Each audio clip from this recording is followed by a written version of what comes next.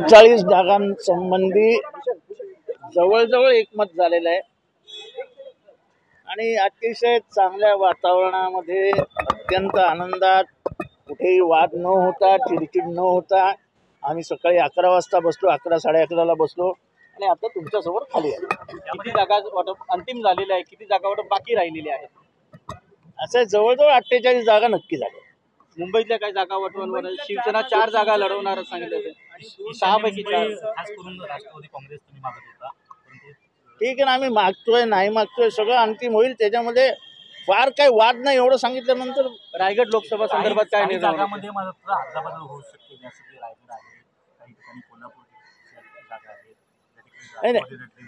त्याच्यामध्ये असं आहे की त्यावेळेस उमेदवार कोणचा कोणासमोर उभा करायचा ही स्ट्रॅटेजी असते, तसं होऊ शकतं. पण बाकी 48 जागांवरती आमचं एकमत झालेलं आहे. काही जागांचा अदलाबदल होऊ शकते का? काही मतदारसंघाची अदलाबदल होऊ शकते का? समोरचा उमेदवार कसा येतो त्याच्यानंतर तिथे कोण टाकावा हे कदाचित ठरू शकतो. म्हणजे त्याची जागांची अदलाबदल नाही. आमचा क्रायटेरिया एकच आहे, यावेळेस पक्ष नंबरवर जात नाही, कोण जिंकू शकतो त्याची ती जागा. यामध्ये स्वाभिमानी शेतकरी संघटनेला एक, वंचितला एक, अशा काही जागा अजून वंचित बरोबर कुठल्याही जागांच्या संख्येबाबत निर्णय झालेला नाही.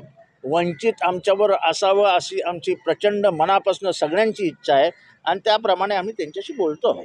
त्यांची चर्चा झाली, सकारात्मक झाली का चर्चा? आंबेडकर 100% सकारात्मक. उदय जाधव, आपण काही चिंता करू नका, एकदम सकारात्मक. सर, हिंदी में जानना चाहेंगे आज आपकी बैठक हुई, कितनी